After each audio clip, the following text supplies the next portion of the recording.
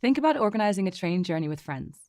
Each stop is carefully planned, and the train follows a specific route, moving systematically from one station to the next. Just like in a well-organized trip, each step in this journey needs to happen in a specific order to ensure everything runs smoothly. This concept of ordered movement helps illustrate how linked lists operate in programming. This video will cover the basic concept of a linked list and how it organizes data. It will explain the differences between singly and doubly linked lists and demonstrate how linked lists offer flexibility and efficiency in managing dynamic data. So what exactly is a linked list? A linked list arranges information in a sequence, similar to stations along a train route.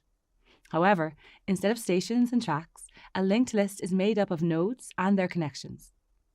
In programming, linked lists provide a flexible way to manage data, allowing for easy insertion and removal of elements without rearranging the entire sequence. In a train journey, the train departs from the first station and continues to the next, progressing through each station until reaching the final stop. Similarly, in linked lists, each node follows the sequence like a station along a flexible path. Each node holds data and a reference to the next node, much like the station has a name and details about the next stop. Each node consists of one or more data parts, taken to be a single data unit, and one reference part, in case of a singly linked list, or two reference parts, in case of a double linked list. These references are sometimes referred to as pointers, since they point to another node. This structure maintains the sequence, ensuring it stays intact and efficient. Assume that each station master, or head of a station, knows only about the route to the next station and gives this to the train driver on reaching a station. If this is the case, then the train journey to travel among the different stations is a fitting example of a singly linked list. In a singly linked list, each node is aware only of the next node in the sequence. Once a train leaves a station, it no longer interacts with the previous stops. This one-way flow is what characterizes a singly linked list. On this journey, there's no turning back, only moving forward to the next node in the sequence. Doubly linked lists, in contrast, resemble a route where both the station master, or head of the station, has information on both the next and previous stations. Each node has two pointers, one pointing to the next node and the other to the previous one. This two-way connection enables movement in both directions, making it easier to navigate the list or make changes from either end. Note that the first node's previous pointer will typically be null, as there's no node before it. So, why use linked lists instead of something simpler like an array?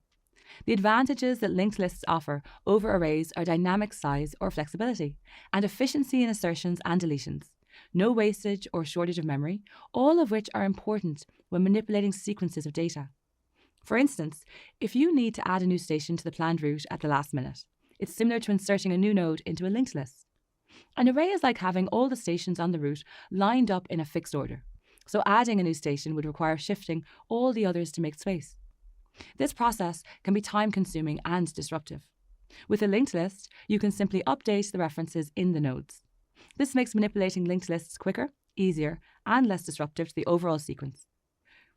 If you're working with a list where data is frequently added or removed, linked lists are an ideal choice. Take, for example, a playlist of songs where tracks are regularly added or removed. With a linked list, you can effortlessly insert a new song at any point in the playlist, without needing to rearrange the entire list. Another example is a to-do list app, where tasks are frequently added and completed. A linked list efficiently manages these tasks, allowing you to easily insert a new task in the middle of the list or remove one when it's completed. More specifically, single linked lists are ideal for situations where data needs to be processed in one direction, such as handling a queue of tasks, where each task must be completed in sequence. On the other hand, doubly linked lists are well suited for scenarios where you need to move in both directions through your data, like moving backward and forward among the train stations. To recap, a linked list is comparable to a well-organized train journey. Each node, or station, holds data and has a reference to the next stop.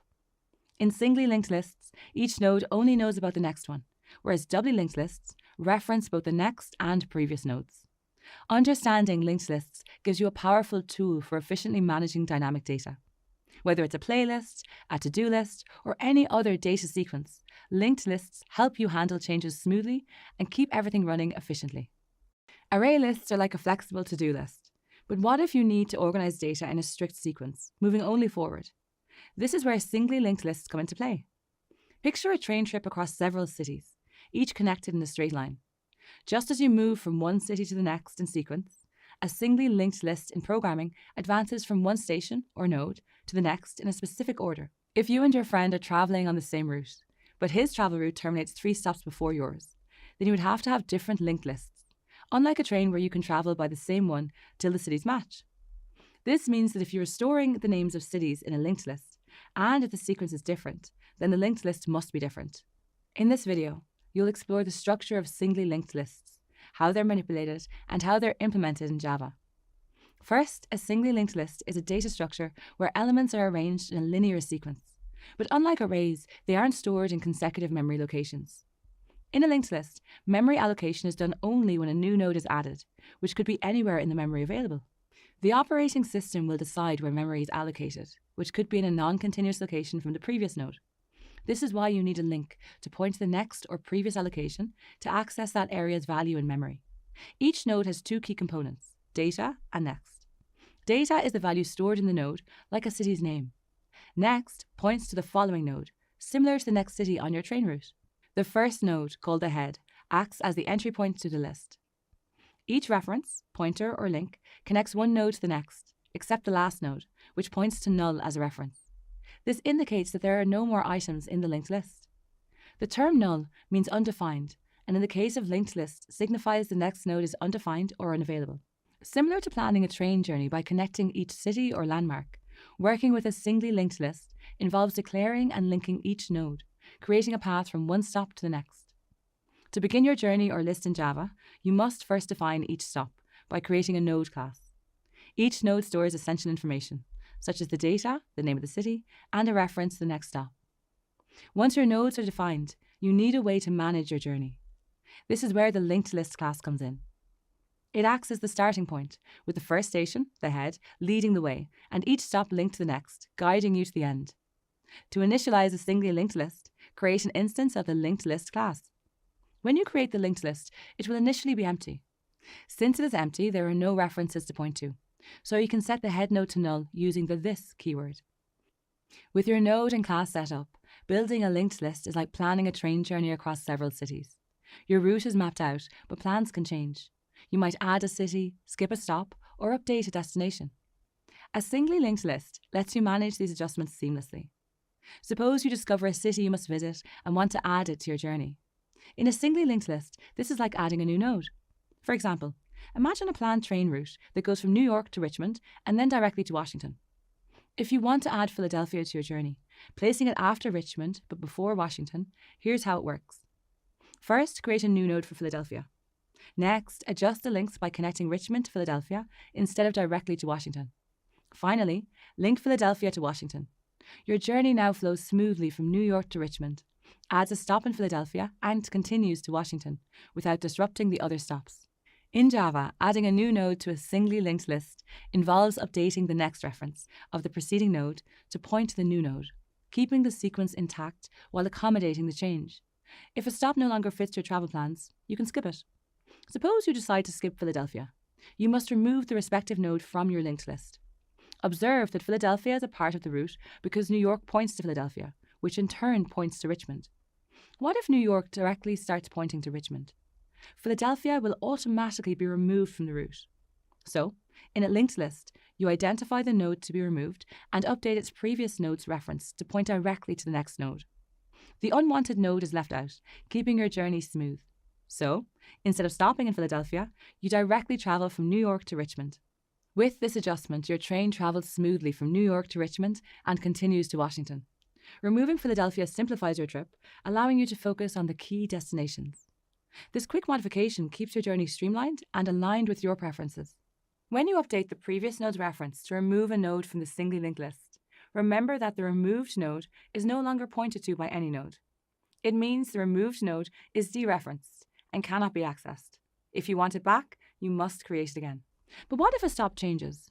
You visit a different part of the city or the destination name updates. In that case, you'll need to update the waypoints in your journey. In a linked list, this means simply updating the data in the corresponding node to reflect the change. Initially, your route starts in New York, stops at Richmond, and then heads to Washington. Remember, each city is a node, with data representing the city's name and next showing the link to the next city. To update it, locate the node containing Richmond and change its data to Philadelphia. Note that currently a node's data only contains city names, whereas in a real-life scenario, a node representing a city might contain detailed information such as city name, population, and coordinates. In such a case, the singly linked list behaves the same, except that the node now has more than one data point. Your journey adjusts accordingly. Now it starts in New York, stops at Philadelphia, and continues to Washington. This update demonstrates the flexibility of singly linked lists in managing dynamic data without needing to restructure the entire route. In this video, you've explored how linked lists work conceptually and in Java. A singly linked list is like a train journey, where each city is a node and the tracks between them connect you from one city to the next. The node of a singly linked list might contain data about anything, not just city names or detailed data points. This gives you the power to store a collection of objects together as a single entity, the singly linked list. This simple yet powerful structure enables efficient management of data sequences, whether you're handling a short list or a long chain of data. Just like a train journey where each stop is essential, every node in a singly linked list plays a crucial role in guiding you through your data efficiently and effectively.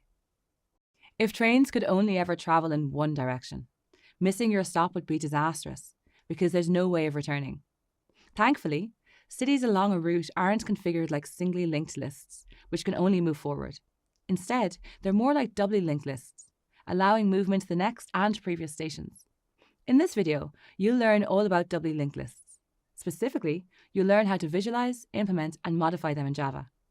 You'll also learn essential operations like adding, removing, and updating nodes. A doubly linked list is advanced because each node links to the next and previous nodes. Each node is a fundamental part of a more intricate structure compared to a singly linked list. This dual link system makes data management much easier. They have three main components: data, which stores the information or value at that node; next, which is a link to the next node in the list; and previous, which is a link to the previous node in the list. Let's take this into Java now. Here's how you declare a node in Java. First, define a node class representing a single element in a doubly linked list. After declaring it, the constructor initializes a new node with the given data and sets the next and previous references to null, meaning the node does not yet point to any other nodes. The constructor initializes the doubly linked list by setting the head to null, starting the list as empty. Adding a node in a doubly linked list is like inserting a new stop on your train route. You must update the connections in both directions. Let's add a node in the middle, assuming you're traveling across several American states. When adding a new node between two existing nodes, set the new node's previous reference to node 1. Then, set the new node's next reference to node 2. Update node 1's next reference to point to the new node. Then, update node 2's previous reference to connect it to the new node. What if you wanted to add a new stop at the beginning or end of the train route? Regarding a doubly linked list, this would mean adding a node at the start, also known as the head, or at the end, known as the tail of the list. Let's add a node at the head, where your train journey begins. You'd like to start in Los Angeles instead of New York, so first set the LA node's next reference as the current head. Then, update the original head's previous reference link to the new node. Finally, update the head of the list as the new node and set its previous reference to null.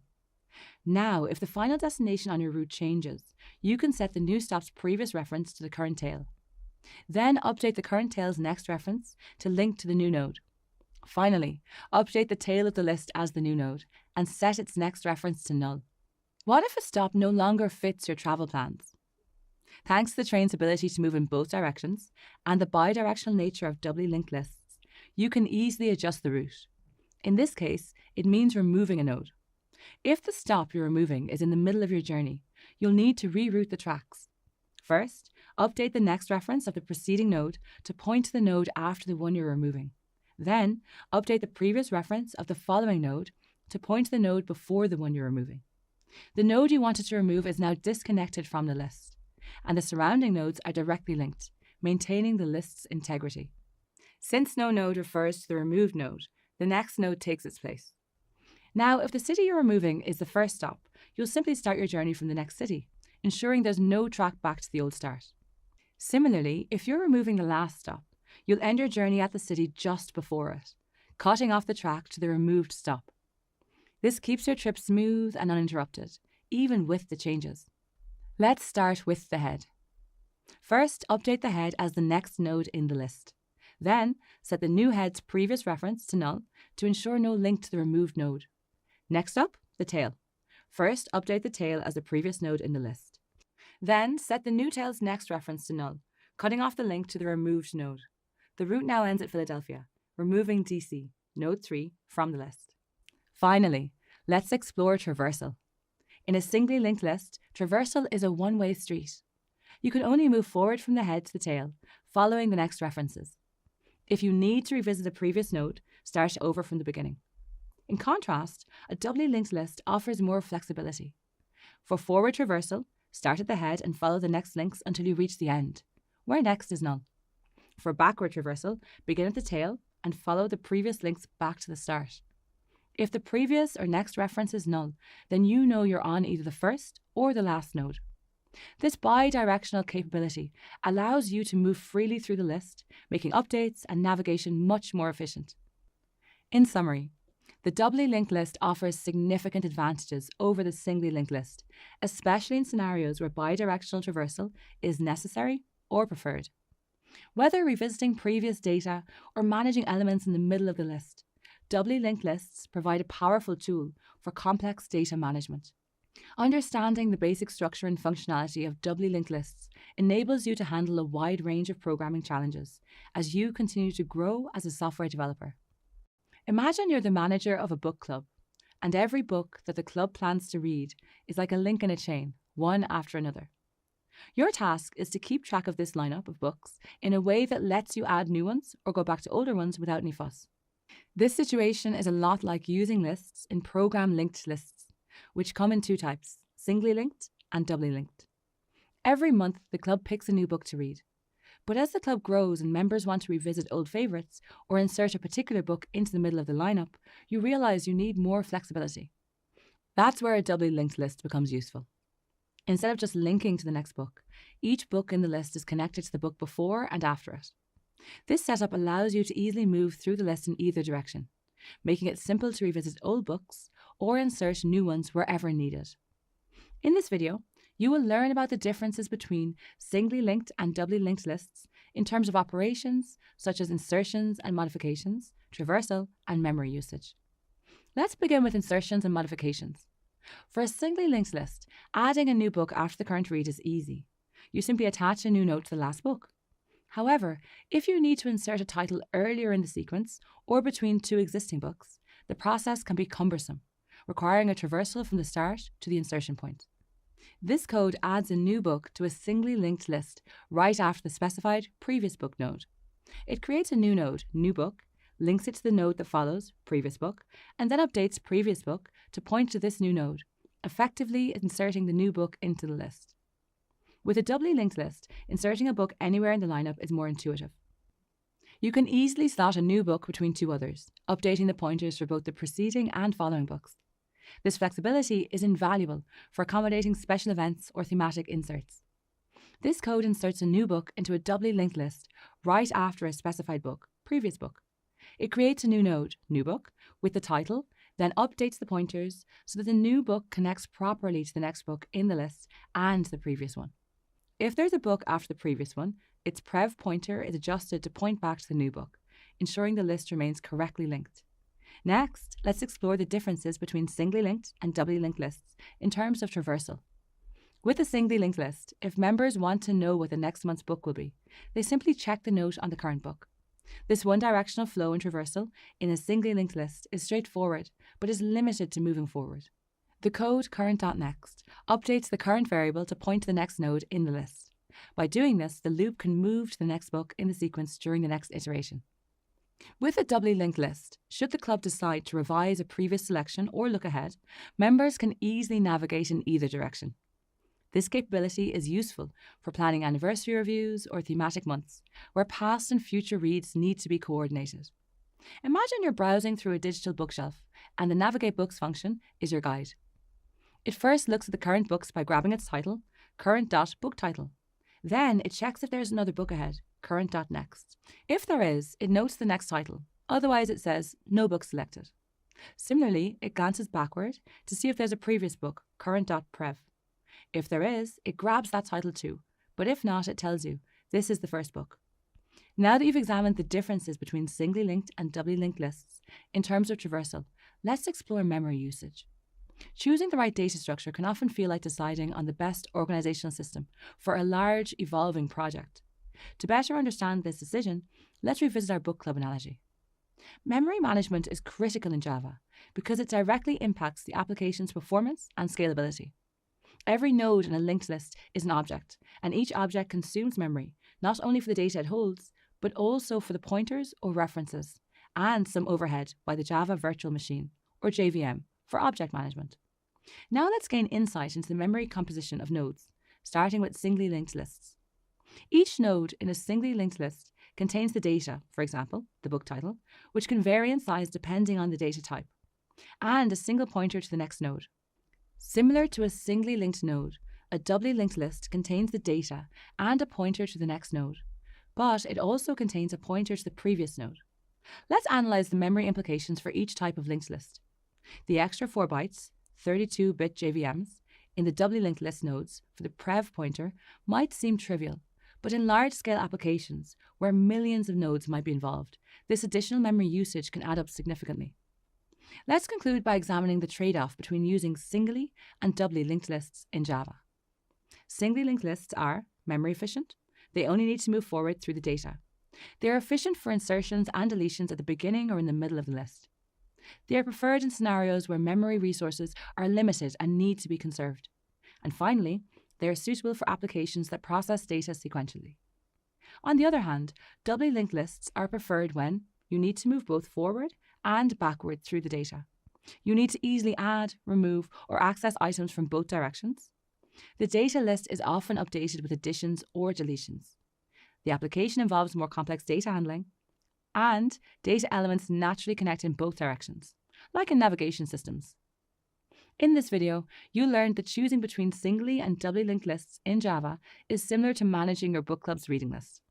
If you only move forward from one book to the next, a singly linked list works well, simple and efficient. But if your club revisits old reads or inserts new ones in specific spots, a doubly linked list, like a flexible book lineup, allows easy movement in both directions. In application development, this decision isn't just about memory, but also how you manage and navigate your data. Understanding these trade-offs helps you make smarter choices that improve performance and user experience. Linked lists require dynamic management to be effective. This includes modifying, searching, updating, and deleting elements, all operations that are crucial for maintaining a list. In this video, you'll learn how to insert new nodes at different positions in both singly linked and doubly linked lists.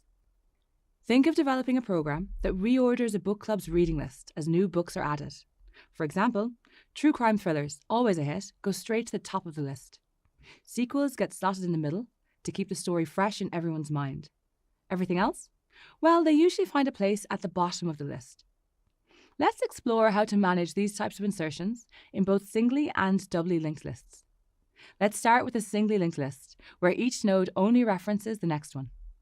Imagine adding a new book, the latest true crime novel, to the top of your reading list, making it the first book everyone reads. In a singly linked list, inserting at the beginning is straightforward. Create a new node, set its reference to the current head, and update the head to this new node. This operation is useful because it allows fast insertion at the start, ensuring quick access to the most important or recent elements. Doubly linked lists differ from singly linked lists in that each node references both the next and previous nodes, enabling traversal in both directions. To add a node to the top of a doubly linked list, link the new node to the previous head, ensuring the list remains bidirectional. Update the previous link, and then update the head to the new node.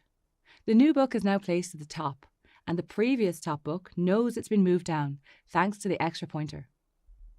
Now that we can add an item to the top of a linked list, how do we handle the bottom?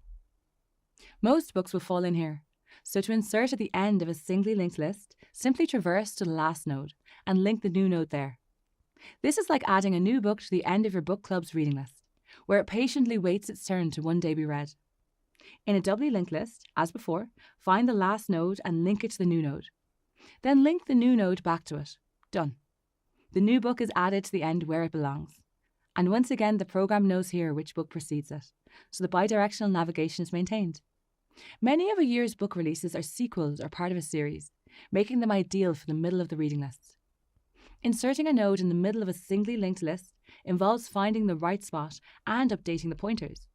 So, just create a new node, link it to the next one, and then link the previous node to the new. Simple. When a new entry is added, the other entries are automatically pushed down. In a doubly linked list, both the next and previous pointers of the surrounding nodes need to be updated when inserted in the middle. The previous node's next link is updated to point to the new node, and the next node's previous link is updated to point back to the new node. The Reading Club will get to these entries eventually. The operations explored here were for both singly and doubly linked lists, and can be applied to all your future projects. In general, choosing between these two structures depends on your specific needs, whether you prioritize memory efficiency or flexible navigation. In this video, you've learned how to perform insertion operations in singly and doubly linked lists, specifically adding nodes at the beginning, middle, and end. Implementing these simple yet powerful operations will enhance your ability to manage various data structures in future projects. Imagine curating a digital photo album with hundreds of unforgettable moments. You want to organize these photos in a way that allows you to access, add, or remove any image quickly. How you store them, whether in a structured grid like an array, or a more flexible chain like a linked list, affects how efficiently you can manage your album. But which approach is better? In this video, you'll learn about the time complexity of operations on arrays and linked lists to answer this question. You'll compare the time complexity of insertion, deletion, and traversal in both data structures. First, let's explore time complexity. It estimates the time an algorithm takes to run relative to the input data size and is expressed using big O notation, such as order of 1, order of n, order of n square, and so on. Imagine sorting through your photo album. Finding the one you want is easy if you have just a few pictures. But what if you had thousands? The time it takes to find a specific photo depends on how you've organized your album. Let's see how these concepts apply to arrays and linked lists. With arrays, accessing a photo is like knowing the exact slot in a photo grid where your picture is stored. If you see the index, like the position of a photo in a row, you can grab it instantly. This operation takes order of 1 time, meaning it's very fast regardless of the size of your album. In the code, you can observe reaching directly for the third photo in a photo album. You know exactly where it is, at index 2, so you grab it instantly without looking through the others. This operation takes the same amount of time, no matter how many photos there are. In a real-time scenario, each photo is linked to the next one, like a chain. You might need to start from the beginning and follow each link to find a specific photo until you get to the one you want. This can take order of n time because the more photos you have, the longer it might take to find a specific one. Imagine flipping through a photo album page by page until you reach the one you're looking for. You can observe, start at the first page, and move forward one by one. So the time it takes depends on how far you have to go, which makes it order of n time complexity. So which one is better? The answer lies in the requirement. Arrays are the clear winner for quick access to any photo. They are also more efficient if you frequently need to find a specific photo based on its position. However, linked lists can be slower since you might have to traverse many images. Inserting a new photo into an array, especially in the middle, can be cumbersome. You might have to shuffle all the images to make space. This shifting takes order of n time because each photo might need to be moved to accommodate the new one. Suppose you're making space for a new photo in the middle of the array, which requires shifting the existing photos one slot over. The time it takes grows with the number of photos, making it an order of n operation. However, inserting a new photo in a linked list is more flexible. Adding the photo at the beginning or end is as simple as updating a link, which takes order of 1 time. If you need to insert it somewhere in the middle, you'll first have to navigate to the spot, which takes order of n time in the worst case. But once you're there, the insertion itself is quick. So now, think about this scenario and decide, which is better? If you frequently need to insert photos at specific positions, linked lists are more flexible and can be quicker for these operations, especially when inserting at the start or end. Arrays, while faster for access, can become inefficient when inserted in the middle. Deleting a photo from an array is similar to inserting one. You might need to shuffle the remaining photos to close the gap.